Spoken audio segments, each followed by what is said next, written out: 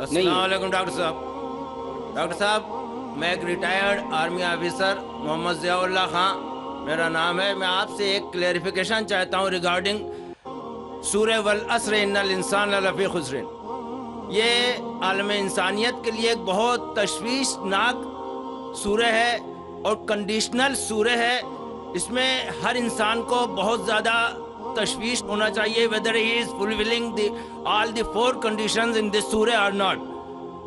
اس میں اس کی تفسیر میں ابھی آپ نے فرمایا وَتَوَاصَوْا بِالْحَقِّ کے لیے آپ نے فرمایا کہ غیر ایمان والوں میں ایمان کی دعوت۔ بے شک یہ سچ ہے کہ لا الہ الا اللہ سب سے بڑا حق ہے، لیکن میں یہاں آپ سے یہ کلیئرفائی کرنا چاہتا ہوں کہ among all the Muslims اتنی زیادہ تعداد الحمدللہ مسلمانوں کی ہے، لیکن وہ عامل الصالحات سے دور ہیں، اللہ کے احکامات سے دور ہیں۔ اگر ان کو اللہ کے ان احکامات پہ عامل الصالحات کی دعوت دی جائے تو whether this fulfill the condition of وَتَوَاصَوْا بِالْحَقِّ or not۔ بھائی کا سوال ہے کہ جو سورہ العصر میں جو تیسری کنڈیشن ہے وَتَوَاصَوْا بِالْحَقِّ، اگر ہم مسلمانوں کے درمیان ان کو حق کی طرف بلاتے، ان کا مطلب ہے اصلاح۔ دعویٰ کے معنی ہے غیر مسلمانوں کو اسلام کی طرف دعوت دینا۔ دعوت کی معنی دونوں طریقے سے لیا جاتا ہے، غیر مسلم میں بھی بات کرنا، مسلم میں بھی بات کرنا۔ لیکن اگر ہم ایک اسپیسیفک خصوصاً لفظ استعمال کرنا چاہتے ہیں تو جب ہم غیر مسلمانوں سے بات کرتے اسے کہتے ہیں عربی میں دعوت، اور جب مسلمانوں سے اسلام کی بات کرتے ہیں اسے کہتے ہیں اصلاح۔ اصلاح معنی مرمت کرنا، اس کو سدھارنا۔ تو اصلاح بھی کئی علماء نے کہا کہ یہ وَتَوَاصَوْا بِالْحَقِّ میں آ جاتا ہے۔ لیکن اگر ہم سیف رہنا چاہتے ہیں تو میری نظر میں اصلاح اور دعویٰ دونوں ضروری ہے۔ میں کیا کر رہا ہوں آج کی تاریخ میں؟ اصلاح بھی کر رہا ہوں، دعویٰ بھی کر رہا ہوں۔ غیر مسلم میں تو دعویٰ کر رہا ہوں، اکثر مسلمان ہیں اصلاح کر رہا ہوں۔ کل صبح انشاءاللہ ایک خصوصاً نشست ہے غیر مسلمانوں کے لیے، وہاں زیادہ دعویٰ کروں گا میں۔ تو دونوں کرنا امپورٹنٹ ہے، ضروری ہے۔ اصلاح بھی، مسلمانوں کو حق کی طرف بلانا جو بھٹک گئے ہیں، جو نام کے مسلمان ہیں، اور غیر مسلم میں بھی۔ لیکن اگر آپ سیف رہنا چاہتے ہیں تو میرے حساب سے دونوں کرنا ضروری ہے، تو ایک دم سیف ہے۔ اور جنت میں جانے کے لیے ہمیں جو بھی کر سکے کرنا ضروری ہے، کیونکہ اللہ تعالیٰ فرماتے سورہ ملک میں، سورہ نمبر 67 آیت نمبر 2، الذی خلق الموت والحیات، اللہ سبحانہ و تعالیٰ نے زندگی اور موت دی تاکہ وہ جان سکے آپ لوگ میں سے کون اچھے اعمال کرتا ہے۔ تو یہ زندگی ہے، آخرت کے لیے امتحان ہے، تو اس امتحان میں ہمیں سفل ہونا بہت ضروری ہے۔ اسی لیے ہمیں کوشش کرنا چاہیے کہ جہاں تک ہو سکے اللہ اور اللہ کے رسول کے احکام کے پر عمل کریں۔ دوسرا سوال بھائیوں کی طرف سے دوسرے مائک سے۔ السلام علیکم، میرا نام شجاع الحسن ہے، میں کمپیوٹر لیکچر کی حیثیت سے ایک سرکاری کالج میں کام کرتا ہوں۔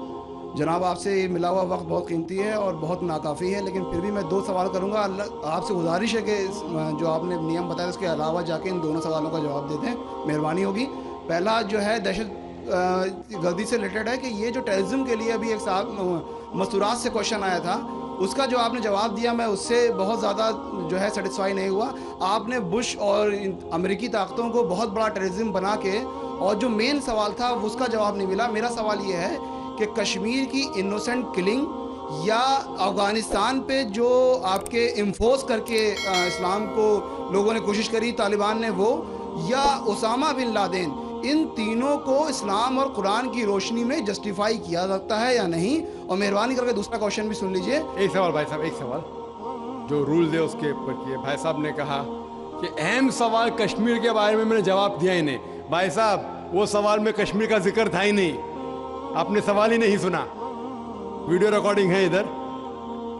اس سوال میں کشمیر کا ذکر تھا ہی نہیں۔ اس سوال میں یہ تھا کہ جو WTC کا وہ جہاد ہے کیا نہیں۔ میں نے کہا ہے، لیکن جہاد فی سبیل شیطان۔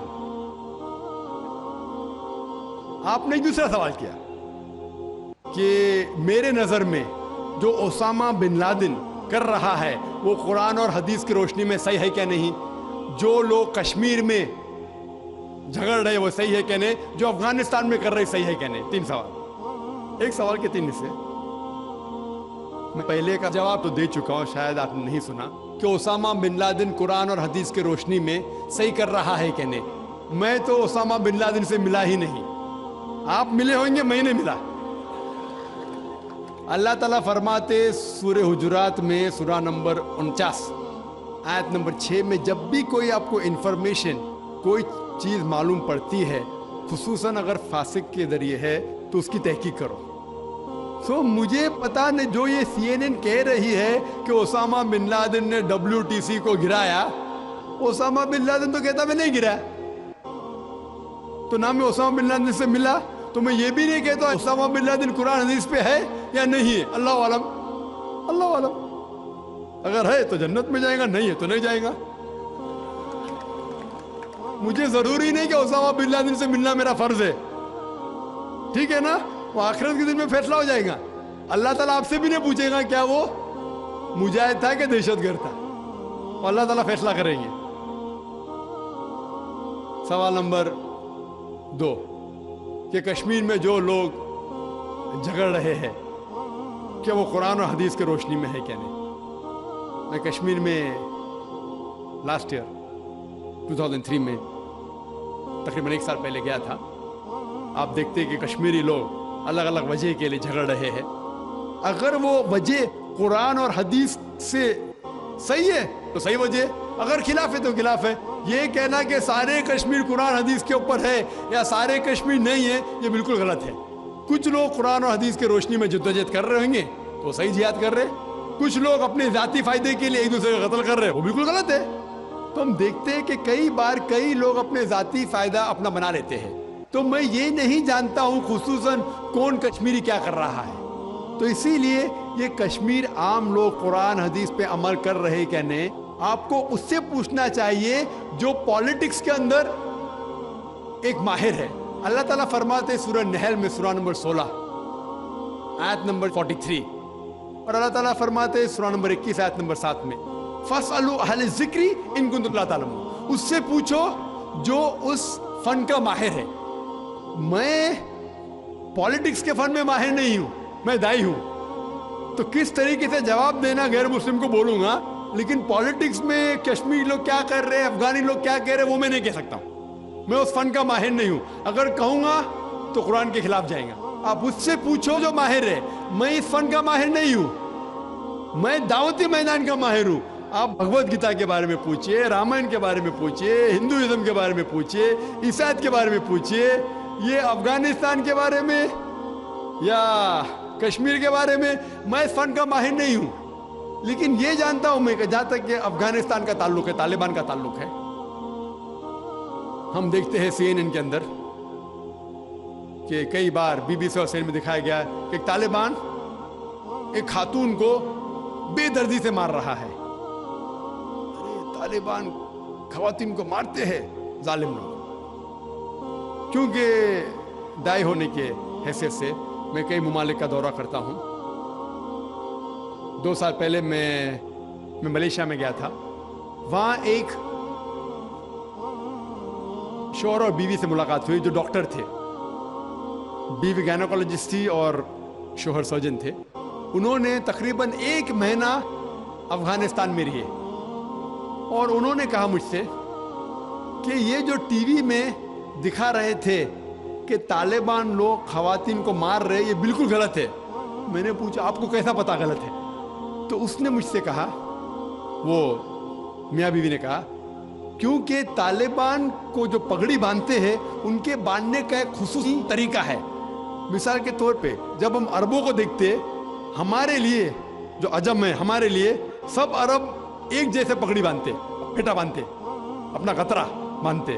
لیکن وہ عرب ہی جانتا ہے کہ سعودی غترہ باندھنے کا طریقہ الگ ہے, وہ اماراتی UAE کا غترہ باندھنے کا طریقہ الگ ہے, وہ کویٹی کا غترہ باندھنے کا طریقہ الگ ہے. وہ پہچان سکتے. ہم نے اسی طریقے سے وہ طالبان کی پگڑی باندھنے کا طریقہ الگ ہے. وہ ڈاکٹر کہنے لگے مجھ سے کہ جس طریقے سے وہ BBC اور CNN میں دکھا رہے تھے طالبان خواتین کو مار رہے, وہ طالبان ہے ہی نہیں, وہ ایکٹر لوگ کو لے کے آئے تھے, لیکن بیوقوف تھے کہ ایکٹنگ میں برابر سے نہیں کیے, وہ کپڑے برابر نہیں تھے. میں نے تقریر سنی ایک رپورٹر جس کا نام ہے یوان ریڈلی. योआन रेडली एक ब्रिटिश रिपोर्टर है। जब अटैक होता है अमेरिका का अफगानिस्तान पे, भाई साहब को दुख हो रहा था जब मैंने कहा कि अमेरिका टेररिस्ट है, दुख हो रहा था उनको। जॉर्ज बुश अगर आपके रिश्तेदार तो माफी चाहता हूं मैं।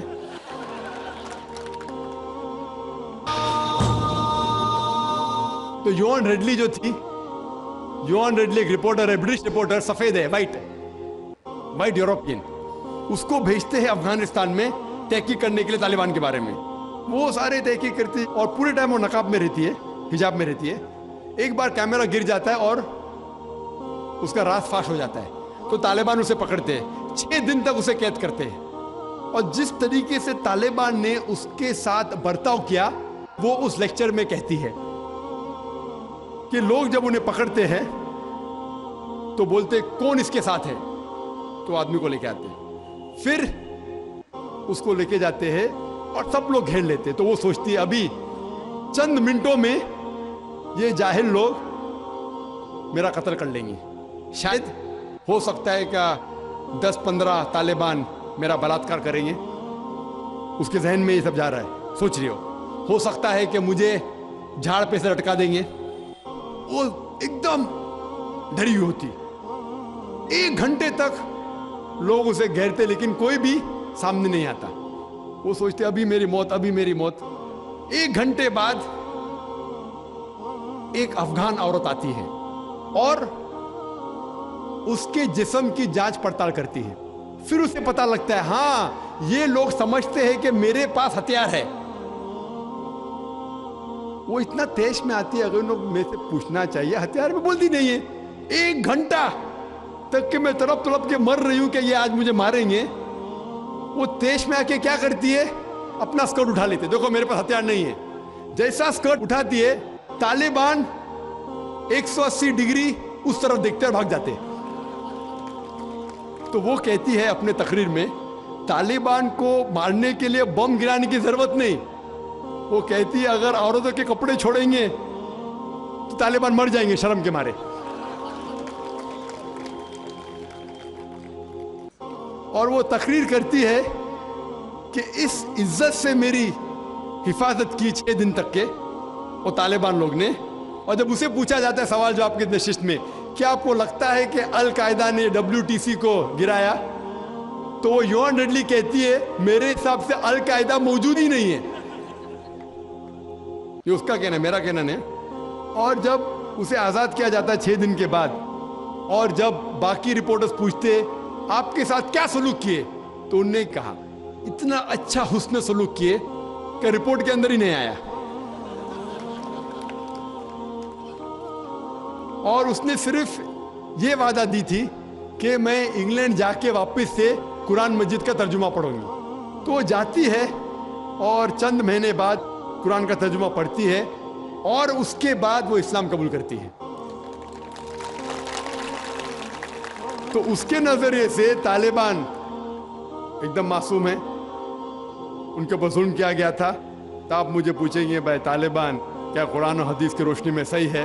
तो इसका नजरिया अगर लेंगे, जो गैर मुस्लिम थी योआन रेडली, अभी माशाल्लाह हिजाब भी कर रही है, वो यूरोपियन हिजाब कर रही है माशाल्लाह, तो उसके नजरिए से भाई तालिबान अच्छे लोग हैं। तो इसीलिए नजरिया बदलते जाता है। अमेरिका के हिसाब से तालिबान जालिम लोग हैं। तो मीडिया ऐसी चीज है कि कोई भी हीरो को जीरो बना सकती है। They can make day into night, black into white, day into night, black into white. Hero को जीरो बना सकती है, कोई विलन को भी हीरो बना सकती है। तो इसीलिए कुरान मजीद में अल्लाह ताला फरमाते कोई भी चीज़ आपके पास आती है उसकी तहकीक करो तीसरे को पहुंचाने के पहले। तो इसी बुनियाद पे मैंने कहा था, क्या नाम है, ओसामा बिन लादेन को जानता हूँ ना, यहाँ क्या हो रहा है पता नहीं मुझे, अफगानिस्तान भी मैं नहीं गया हूँ, लेकिन ये रिपोर्ट के जरिए ये पता लगता है कि ये जो अमेरिका कर रही है अपने मीडिया के जरिए, ये शैतानी हरकत जो गलतफहमी फैला रही है, उसकी सज़ा तो इंशाअल्लाह उन्हें मिलेंगी। इसीलिए मेरे नज़रिए से जॉर्ज बुश नंबर 1 टेररिस्ट है। आपको दुख होगा, जब मैं लंदन में गया था, वहाँ एक तकरीर की और मैं जवाब दिया, तो एक नौजवान उठ के कहता है कि जॉर्ज बुश को हम दुआ करते हैं कि अल्लाह ताला उसका कत्ल करे। تو میں نے کہا میں تو یہ دعا نہیں کروں گا, میں تو یہ دعا نہیں کروں گا, کیونکہ اللہ کے رسول نے جو دعا کی, جو سب سے زیادہ دشمن اسلام کے خلاف جو تھے محمد صلی اللہ علیہ وسلم کے دور میں, دونوں کا نام تھا عمر, تو اللہ کے رسول نے یہ دعا کی کہ کم از کم ایک عمر کو ہدایت دے. تو میں یہ دعا کرتا ہوں کہ کم از کم اللہ تعالیٰ جارج بش کو ہدایت دے.